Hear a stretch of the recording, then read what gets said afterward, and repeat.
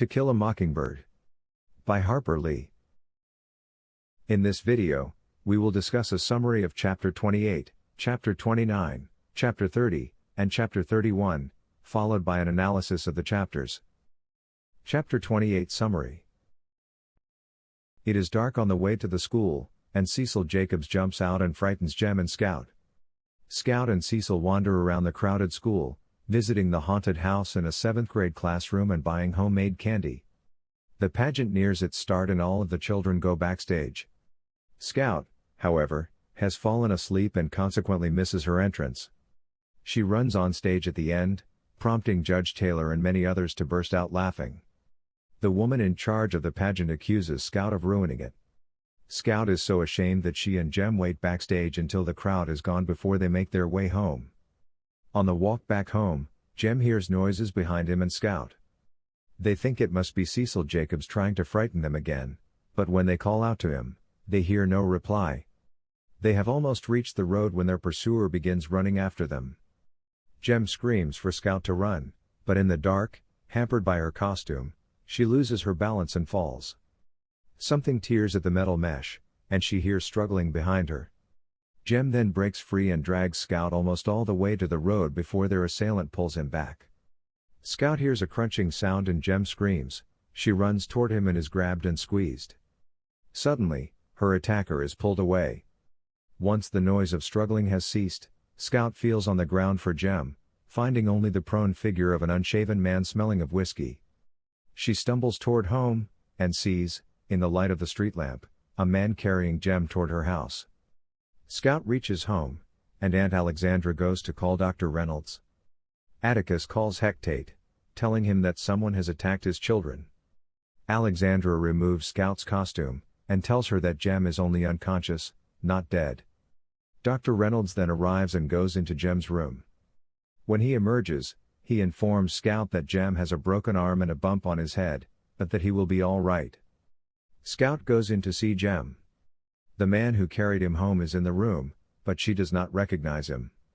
Hecate appears and tells Atticus that Bob Yule is lying under a tree, dead, with a knife stuck under his ribs.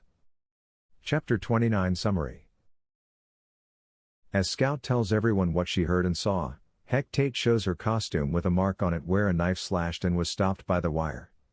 When Scout gets to the point in the story where Jem was picked up and carried home, she turns to the man in the corner and really looks at him for the first time. He is pale, with torn clothes and a thin, pinched face and colorless eyes. She realizes that it is Boo Radley. Chapter 30 Summary. Scout takes Boo, Mr. Arthur down to the porch, and they sit in shadow listening to Atticus and Hecate argue. Heck insists on calling the death an accident, but Atticus, thinking that Jem killed Bob Yule, doesn't want his son protected from the law. Heck corrects him, Yule fell on his knife, Jem didn't kill him. Although he knows that Boo is the one who stabbed Yule, Heck wants to hush up the whole affair, saying that Boo doesn't need the attention of the neighborhood brought to his door. Tom Robinson died for no reason, he says, and now the man responsible is dead, let the dead bury the dead. Chapter 31 Summary. Scout takes Boo upstairs to say goodnight to Jem and then walks him home. He goes inside his house, and she never sees him again. But, for just a moment, she imagines the world from his perspective. She returns home and finds Atticus sitting in Jem's room. He reads one of Jem's books to her until she falls asleep. This chapter concludes the book. Chapters 28, 29, 30 and 31 Analysis. Lee fills the night of the pageant with elements of foreshadowing, from the sense of foreboding that grips Aunt Alexandra just before Jem and Scout leave the house, to the ominous, pitch-dark night to Cecil Jacobs' attempt to scare them. The pageant itself is an amusing depiction of small-town pride, as the lady in charge spends 30 minutes describing the exploits of Colonel Maycomb, the town's founder, to the audience. Additionally, the reader can visualize the comical parade of meats and vegetables crossing the stage, with Scout, just awake, hurrying after them as the audience roars with laughter. In this way, as with the early snowfall, the fire, and the mad dog, the night of the pageant incorporates both the Gothic motif of the novel and the motif of small-town life that counterbalances it. A mood of mounting suspense marks Jem and Scout's walk home. They hear the noise of their pursuer and assume it to be Cecil Jacobs, only to realize relatively quickly that they are in mortal danger. The attack is all the more terrifying because Jem and Scout are vulnerable. They are very near their home, in an area that they assume to be safe, and Scout, in her awkward costume, has no idea what is happening. Though Lee has spent a great deal of time foreshadowing Yule's impending attack on the Finches, she manages to make the scene of the attack surprising. All of the clues in the novel to this point have suggested that Yule would attack Atticus, not the children.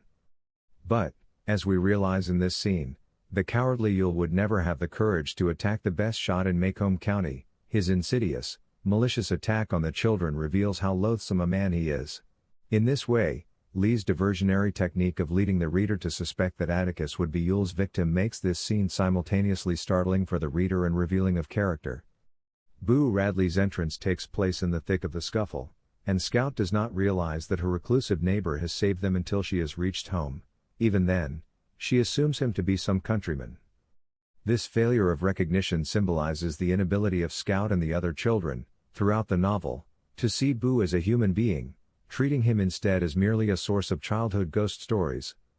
As his name suggests, Boo is a sort of ghost, but this condition has less to do with his appearance out of nowhere on Halloween than with Scout's hollow understanding of him.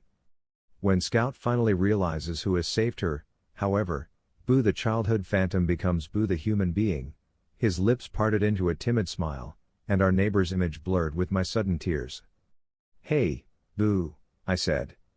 With this sentence, Scout takes the first of two large steps in this section toward completing the development of her character and assuming the grown-up moral perspective that Atticus has shown her throughout the book. Heck Tate's decision to spare Boo the horror of publicity by saying that Bob Yule fell on his knife invokes the title of the book and its central theme one last time, as Scout says that exposing Boo to the public would be sort of like shooting a mockingbird. She has appropriated not only Atticus's words but also his outlook, as she suddenly sees the world through Boo's eyes. In this moment of understanding and sympathy, Scout takes her second great step toward a grown-up moral perspective. The reader gets the sense that all of Scout's previous experiences have led her to this enriching moment and that Scout will be able to grow up without having her experience of evil destroy her faith in goodness. Not only has Boo become a real person to her, but in saving the children's lives he has also provided concrete proof that goodness exists in powerful and unexpected forms, just as evil does. Despite Scout's obvious maturation in Chapter 31, the novel closes with her falling asleep as Atticus reads to her. This enduring image of her as Atticus's baby child is fitting. While she has grown up quite a bit over the course of the novel, she is still, after all, only 8 years old.